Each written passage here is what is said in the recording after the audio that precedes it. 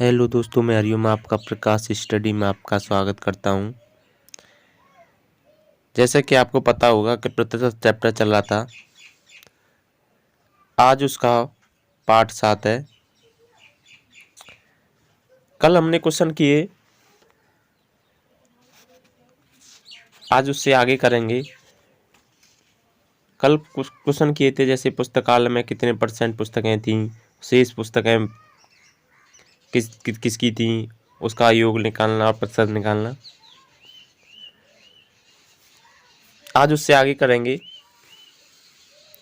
जैसे कि पहला क्वेश्चन है, एक दुकानदार कुछ वस्तुओं को 18,97,60 में खरीदता है। वह वस्तुओं का 2/5 हिस्सा 13% लाभ पर बेचता है। तो बताइए वह शेष वस्तुओं को कितने % लाभ पर बेचे कि उसे कुल सभी वस्तुओं का 10% लाभ हो। जी, आज कुछ अलग ही टाइप के क्वेश्चन है, ये बहुत सी परीक्षाओं में पूछे जाते हैं। आज हम इसे बड़ी आसानी से और बहुत ही सरलता पूर्वक करेंगे। जैसे कि इसमें दे रखा है कि 18,97,60 में खरीदता है, तो उस वस्तुओं का 2/7 हिस्सा 13% लाभ पर बेचता है। तो बताइए वो शेष वस्तुओं को, इससे हमको कुछ लेना देना नहीं है। ये 18,97,60 है जो, इससे हमें कुछ लेना देना नहीं है। इसे 2/5 हिस्सा है, यानी वस्तुओं का 2/5। तो वस्तुओं का 2/5 हिस्सा है। जो 5 हमारा कुल टोटल है, 2 हमारा हिस्सा है, मतलब 13% लाभ पर बेचता है। तो यानी 13% लाभ पर बेचता है, 13 हम कुल टोटल समझते हैं 5 वस्तु हमारी। तो 5 का 2/5 हिस्सा तो कितना होगा, 2। तो उसे 13% लाभ पर बेचता है। तो 13 दूनी 26 हो जाएगा। और कुल टोटल यानी % लाभ पर बेचता है, तो उसे कुल वस्तुओं पर 10% लाभ पर बेचता है। यानी कुल टोटल हमने 5 मानी थी, उसे 10% पर बेचता है। यानी 10% को हमने 5 माना था इस कुल टोटल वस्तुओं को, तो 10×5 = 50।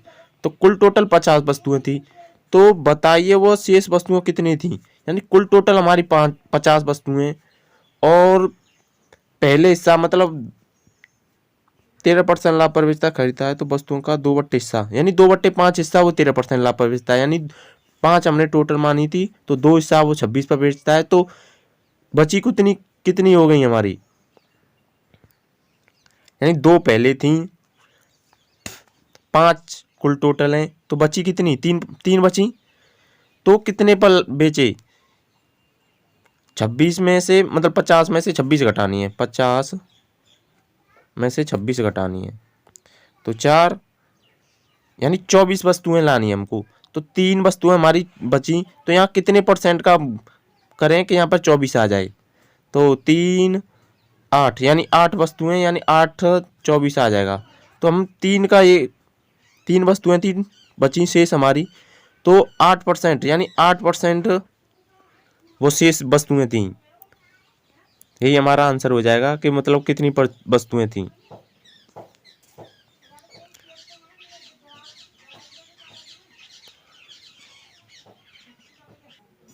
तो यही हमारा 8% हो जाएगा। वो पूछ रहा है कि मतलब बताइए कि वह शेष वस्तुओं को कितने % लाभ पर बेचे, यानी 8% लाभ पर बेचे कितनी वस्तुओं को, 24 को। ये 8 हमारा आंसर हो जाएगा। जैसे आगे और क्वेश्चन लेते हैं। क्वेश्चन है, एक दुकानदार कुछ वस्तुओं को 4859 में रुपए में खरीदता है। वह वस्तुओं का 3/7 हिस्सा 30% लाभ पर बेचता है। तो बताइए वो शेष वस्तुओं को कितने % लाभ या हानि पर बेचे कि उसे कुल वस्तुओं पर 10% लाभ हो। तो क्वेश्चन को करते हैं हम, यानी वह वस्तुओं को 3/7 हिस्सा, मतलब हिस्सा है हमारा सभी वस्तुओं का, यानी 3/7। 7 हम कुल टोटल मान लेते हैं सभी वस्तुओं को, तो उसका 3/7 हिस्सा, यानी 3/7 हिस्सा, तो 7 से 60 कट जाएगा तो 3 ही तो बचेंगी। 3 वस्तुओं को वो कितने पर बेचता है? 30% लाभ पर, यानी 30% लाभ पर बेचता है 3 वस्तुओं को, तो 30 या 90 हो जाएंगी। और बताइए कि शेष वस्तुओं को कितने % लाभ या हानि पर बेचे कि उसी सभी वस्तुओं का, यानी सभी वस्तु हमने कितनी मानी थी? ये 7 मानी थी, तो सभी वस्तुओं को 10% लाभ पर बेचे। 10% लाभ की वैल्यू सभी वस्तुओं को, तो 70 हो जाएंगी।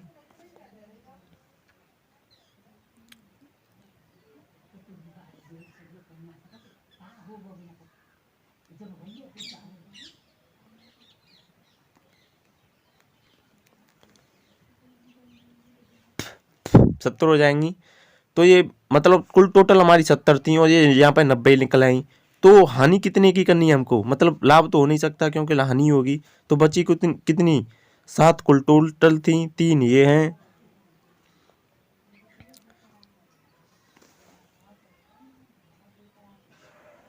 कुल टोटल 7 थी तो बची कितनी?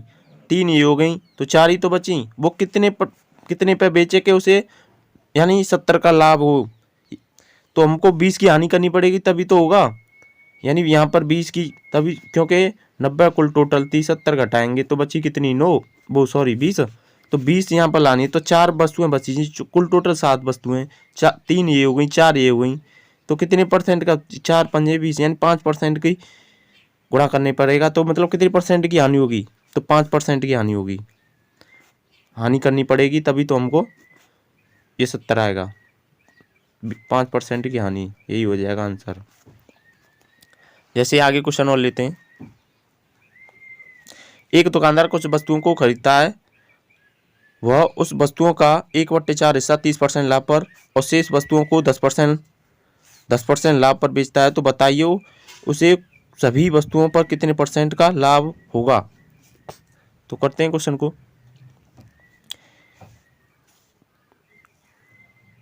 तो मतलब हमारा कितना है इस वस्तुओं का? 1/4 हिस्सा, तो कुल टोटल हम 4 हिस्सा मान लेते हैं।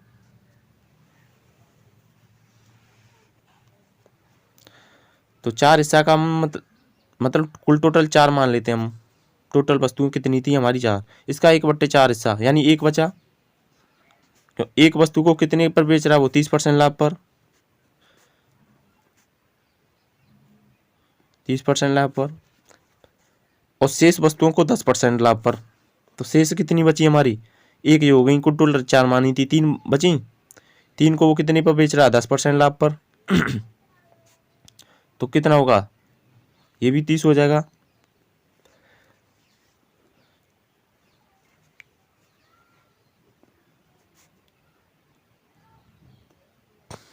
तो बेचता है, तो बताइए उसे कुल सभी वस्तुओं के कितने % की लाभ हुआ? मतलब कुल टोटल हमारी कितनी थी? 4। तो यहाँ पर कुल टोटल कितनी संख्या हो जाएंगी? 30 ये 60 हो जाएंगी। तो यहाँ पर कुल टोटल 4 हैं, 4 हमको कब आ सकती है? यहाँ पर 60 कब आ सकता है? तो यहाँ 12 का होगा, यानी कुल टोटल हमको 12% होनी चाहिए तभी तो यहाँ पर 60 आएगा। ये 12%,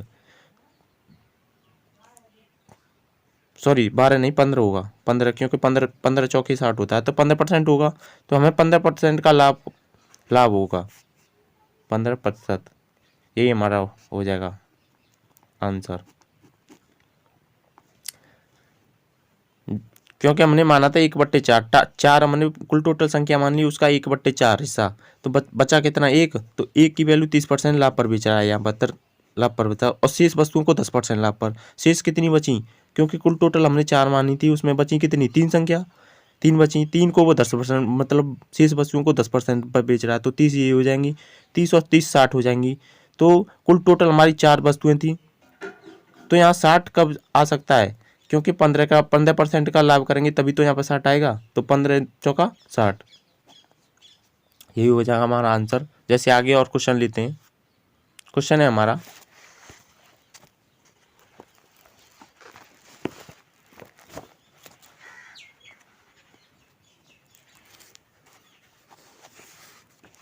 क्वेश्चन है 130 प्रश्नों वाली एक परीक्षा में राहुल ने पहले 65 में से 40% के उत्तर सही दिए, संपूर्ण परीक्षा में उसका ग्रेड 60% हो, इसके लिए उसे शेष 65 प्रश्नों में से कितने प्रश्नों के उत्तर सही देने होंगे। यानी 130 की कुल टोटल 130 की हमारी परीक्षा है, कुल टोटल 130 ही है। उसमें से राहुल ने पहले 65 में से 40 प्रश्नों के सही उत्तर दिए, संपूर्ण परीक्षा में से उसे ग्रेड 60% हो, उसके लिए 65 प्रश्नों में से सही कितने प्रतिशत के उत्तर सही देने होंगे। यानी 65 सही थे उसके, मतलब 65 किए थे उसने, और 65 में से ही करने हैं ये 65 में से, तो रेशियो आ जाएगा हमारा 1:1 का। तो एक यानी पहले उसने 40 के दिए, यानी 40% के सही उत्तर दिए, और कुल टोटल हमारे 1 और 1 2, यानी ये हमारा पहली और ये दूसरा, मतलब 1:1 इन टोटल योग होगा तो 2 हो जाएगा हमारा। तो परीक्षा में पहले 40 प्रश्नों के सही उत्तर दिए, ग्रेड 60%, उसके पास शेष 65 प्रश्नों के सही उत्तर दिए, कुल टोटल हमारी 2 हो जाएंगी। तो 2 के हम कुल टोटल 60% ग्रेड दिया, यानी कुल टोटल हमारा कितना है 60%, यानी 60% लाना है। तो 60 दूनी 120, तो मतलब 120 हमको कब आ सकता है यहाँ पर, और कुल हमारी मतलब 1 और 1 है, यानी 1 यहाँ पर हमारा हो जाएगा, क्योंकि कुल टोटल की संख्या हमें यही मानते हैं, 2 मानते हैं, क्योंकि ये 1 और 1 2 जाएगी हमारी कुल टोटल, एक संख्या ये होगी, एक संख्या ये होगी। तो 120 कब आ सकता है यहाँ पर, यानी 120 में से 40 घटाएंगे तो 0, तो यानी 80, यहाँ पर 80 आएगा। 80 क्यों कैसे आ सकता है, क्योंकि हम यहाँ 80% का ही गुणा करेंगे तभी होगा, क्योंकि हमको शेष कितने लाने 80% लाने होंगे, तभी तो 80 आ जाएगा। तो 80 हमारा आंसर हो जाएगा।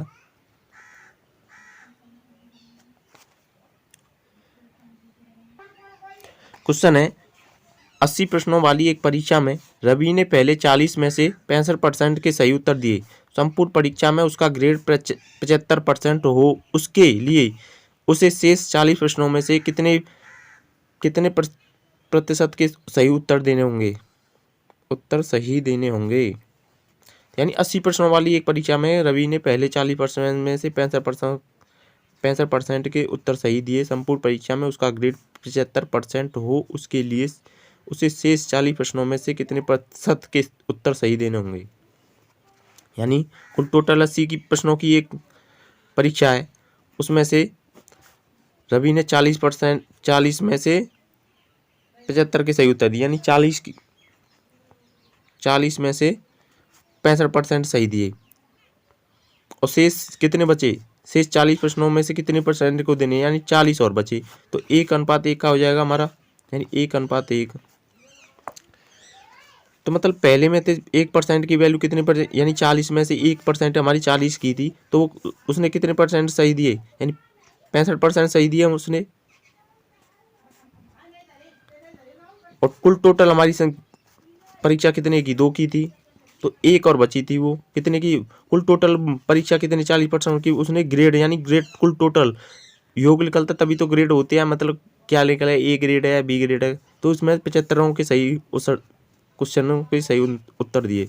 जो 75 दूनी मतलब 150, यहाँ 150 कब आ सकते हैं हम, क्योंकि 150 में से 150 में से 65 घटाएंगे तो 5 14 तो यानी 85 बचे यहाँ पर।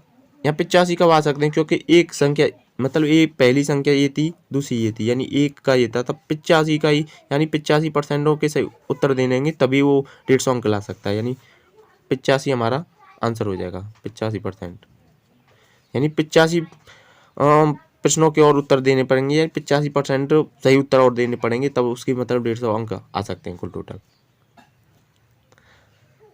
जैसे आगे क्वेश्चन और है,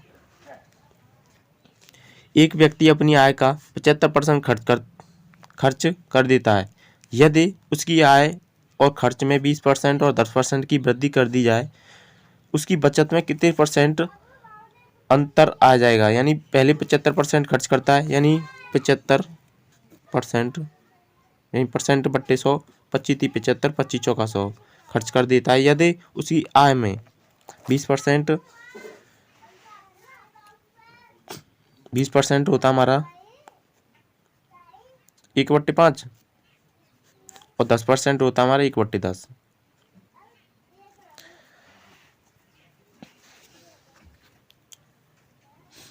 तो क्वेश्चन हमको करते हैं,